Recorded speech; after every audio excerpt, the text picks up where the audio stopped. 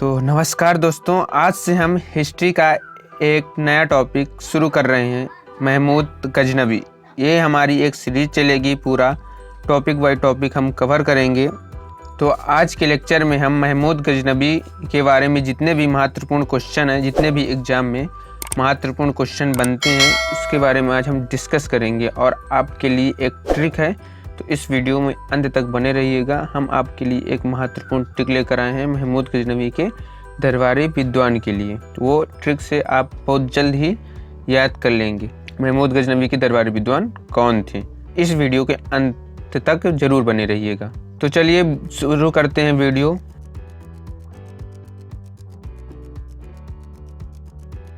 महमूद गजनवी एक तुर्क शासक था। यह एक लुटेरा था जिसने भारत पर धन लालसा के लालच में 17 बार आक्रमण किया। यह एक तुर्क शासक था। अब हम जान लेते हैं कि तुर्क कौन थे। तो तुर्क चीन की उत्तर पश्चिमी सीमा पर रहने वाली एक असभ्य एवं बर्बर जाति थी। चीन की उत्तरी पश्चिमी सीमा पर रहने वाली एक असभ्य एवं बर्बर जाति थी तुर्क। महमूद गजनवी गजनी का शासक था, जिसकी स्थापना अलप्तगीन ने की थी। अलप्तगीन एक तुर्क सरदार था।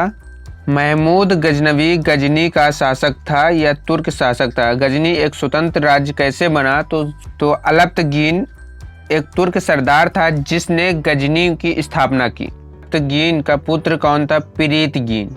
प्रीतगीन एक अयोग्य शासक था जिसकी बागडोर सुबुक्तगीन ने संभाली। सुबुक्तगीन अलप्तगीन का गुलाम एवं दामाद था। यह भारत पर आक्रमण करने वाला प्रथम तुर्क मुसलमान था जिसने भारत पर 986 एडी पर आक्रमण किया। महमूद गजनवी सुबुक्तगीन का पुत्र था। महमूद गजनवी सुबुक्तगीन का पुत्र था जो 998 से 1030 तक शासन किया। यह गजनी का एक शासक था। गजनी की स्थापना किसने की थी? अलप्तगीन ने। अलप्तगीन के बाद उसका उत्तराधिकारी कौन बना? सुबुक्तगीन। सुबुक्तगीन कौन था? अलप्तगीन का गुलाम एवं दामाद था। सुबुक्तगीन का पुत्र कौन था? महमूद गजनवी, जो 998 से 1030 तक शासन किया। महमूद गजनवी ने धन लूटने के उद्देश्य से भारत पर 17 बार आक्रमण किया, किंतु उसका सबसे चर्चित आक्रमण 16वां था, जो उसने 1025 एडी में गुजरात के सोमनाथ मंदिर पर किया था और वहां से निम्न वस्तुएं प्राप्त की। सोमनाथ मंदिर पर आक्रमण करने के दौरान उसने 50,000 ब्राह्मणों का कत्ल कर दिया और वहां से 2 लाख दिनार लूट कर ले गया। 2 लाख दिनार लूट कर ले गया। एक दिनार का मतलब होता था एक सोने का सिक्का। दिनार का मतलब होता था सोने का सिक्का। और उसने सोमनाथ मंदिर को ध्वस्त कर दिया। महमूद गजनवी ने पहला आक्रमण हिंदू शाही राज्य जयपाल के विरुद्ध किया 1000 एडी पर, और उसने दूसरा आक्रमण 1001 पर फिर से जयपाल के विरुद्ध किया, जिस पर उसने बहिंद जयपाल की राजधानी पर कब्जा कर लिया। महमूद गजनवी ने 12वां आक्रमण कन्नौज पर किया, जिस पर उसके शासक वहाँ गुर्जर प्रतिहार वंश का शासक था। और उसने जब 12वां आक्रमण महमूद गजनवी ने कन्नौज पर किया तो वहाँ के शासक राज्यपाल ने बिना लड़े ही सरेंडर कर दिया, जिससे नाराज होकर बुंदेलखंड के चंदेल विद्याधर ने और ग्वालियर के राजा कीर्तिराज ने मिलकर राज्यपाल की हत्या कर दी। जब उसने 1025 में गुजरात के सोमनाथ मंदिर पर 16वां आक्रमण किया था तो वहाँ गुजरात में सोलंकी वंश का शासन था। सोलंकी वंश में भीम फर्स्ट थे जिनका शासन था। जब वह सोमनाथ मंदिर से 2 लाख दिनार लूट कर ले जा रहा था तो हरियाणा के बीच जाटों ने उससे कुछ धन छीन लिया, जिससे नाराज होकर उसने 1027 एडी में जाटों के विरुद्ध अभियान छेड़ दिया और उसमें जाटों को पराजित किया। यह महमूद गजनवी का भारत पर अंतिम आक्रमण था। महमूद गजनवी जब भारत पर आक्रमण किया तो उस समय कन्नौज पर गुर्जर प्रतिहार वंश का शासन था। महमूद गजनवी की 1030 पर मृत्यु हो गई। बीमारी के चलते उसकी 1030 में मृत्यु हो गई। यह सुल्तान की उपाधि प्राप्त करने वाला विश्व का प्रथम शासक बना।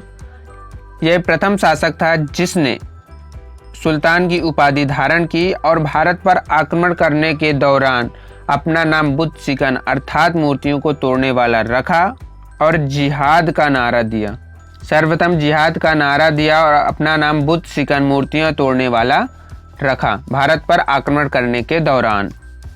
अब हम बात कर लेते हैं महमूद गजनवी के दरबारी विद्वान की। तो महमूद गजनवी के दरबारी विद्वान में कौन कौन से थे? अल-बरूनी, यह महमूद के साथ भारत आया था और इसका मूल नाम अबू रेहान था और यह ख्वारिज्म का निवासी था। इराक में एक जगह थी जिसका नाम जहाँ ख्वारिज्म का एक निवासी था।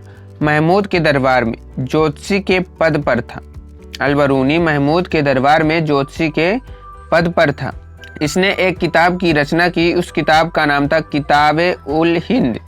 इसने किताब-उल-हिंद की रचना की जिस पर राजपूत कालीन समाज की जानकारी मिलती है। किताब-उल-हिंद पर राजपूत कालीन समाज की जानकारी मिलती है। यह प्रथम तुर्की मुसलमान था जिसने वेद पुराण उपनिषद का अध्ययन किया। यह भूगोल, राजनीति, इतिहास, संस्कृत, अरबी का जानकार था। दूसरे नंबर पर आता फिरदौसी। इसने साय नामक किताब की रचना की जिस पर अफगानिस्तान का इतिहास मिलता है। अफगानिस्तान का इतिहास किस पर मिलता है? सायनामा पुस्तक पर। सायनामा पुस्तक की रचना किसने की? फिरदौसी ने। यह महमूद गजनवी के साथ भारत नहीं आया था और यह महमूद गजनवी का दरबारी विद्वान था।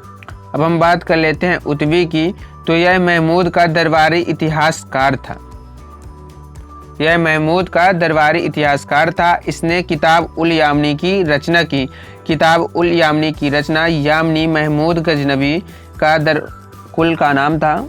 तो इसने महमूद गजनवी के कुल के बारे में पूरा इतिहास रखा, इसीलिए इसे दरबारी इतिहासकार महमूद गजनवी का कहा जाता है। यह महमूद के साथ भारत आया था।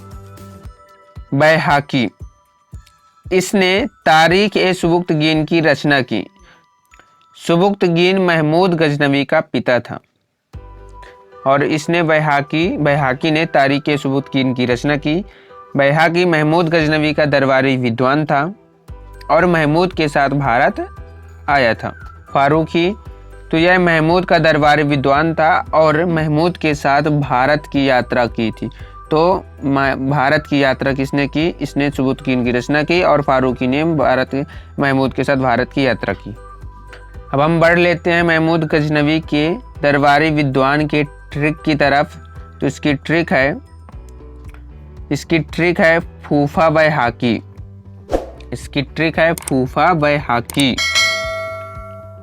ठीक, एफ से फारूकी, यू से उतवी, एफ से फिरदौसी, ए से अल-बरूनी और बैहाकी से बैहाकी। तो एफ से फारूकी कौन था? तो यह महमूद का दरबारी विद्वान था और इसने महमूद के साथ भारत की यात्रा की। उतवी, तो यह महमूद का दरबारी इतिहासकार था और इसने महमूद के साथ भारत की यात्रा की और इसने कौन सी किताब लिखी थी? तो किताब-उल-यामनी की रचना की। किताब-उल-यामनी की इसने रचना की। फिरदौसी, तो यह महमूद गजनवी के साथ भारत नहीं आया था और इसने साय नामक पुस्तक की रचना की। सायनामा पुस्तक में अफगानिस्तान का इतिहास मिलता है। अफगानिस्तान का इतिहास प्राप्त होता है सायनामा पुस्तक में। अल-बरूनी, तो यह महमूद गजनवी का दरबारी विद्वान था। इसका मूल नाम अबू रेहान था। यह ख्वारिज्म का निवासी था।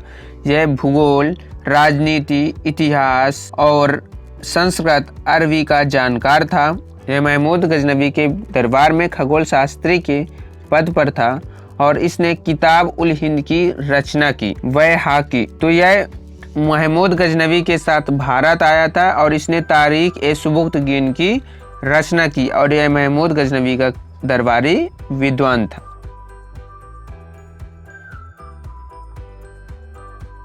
तो अभी तक आपने जितना भी पढ़ा, अब हम एक टेस्ट के द्वारा उसका परीक्षण कर लेते हैं कि आपको कुछ रिवीजन हुआ है या नहीं। तो चलिए बढ़ते हैं टेस्ट की तरफ। तो पहला क्वेश्चन है, मोहम्मद गौरी ने भारत पर कितनी बार आक्रमण किया? 10 बार, 15 बार, 14 बार या फिर 17 बार? तो महमूद गजनवी ने भारत पर कितनी बार आक्रमण किया? तो महमूद गजनवी ने भारत पर 17 बार आक्रमण किया और सबसे प्रचलित आक्रमण उसका सोमनाथ का आक्रमण था। ये सोमनाथ का आक्रमण कब किया? तो 1025 AD पर किया। और कौन से नंबर का आक्रमण था? तो 16वें नंबर का आक्रमण था। सोमनाथ का आक्रमण 16वें नंबर का आक्रमण था। तो जब इसने सोमनाथ मंदिर पर आक्रमण किया तो वहाँ उस समय गुजरात में, सोमनाथ कहाँ पड़ता है? गुजरात में। तो उस समय गुजरात में किस वंश का शासन था? तो गुजरात में सोलंकी वंश का शासन था। तो सोलंकी वंश में भीम फर्स्ट का शासन था। भीम फर्स्ट का शासन था। तो क्वेश्चन नंबर दूसरा, किस इतिहासकार के अनुसार महमूद गजनवी ने भारत पर 17 बार आक्रमण किया? Henry Elliot, Robert Clive, Smith या इनमें से कोई नहीं? तो इसका सही आंसर है हेनरी एलियट। तो हेनरी एलियट के अनुसार महमूद गजनवी ने भारत पर 17 बार आक्रमण किया।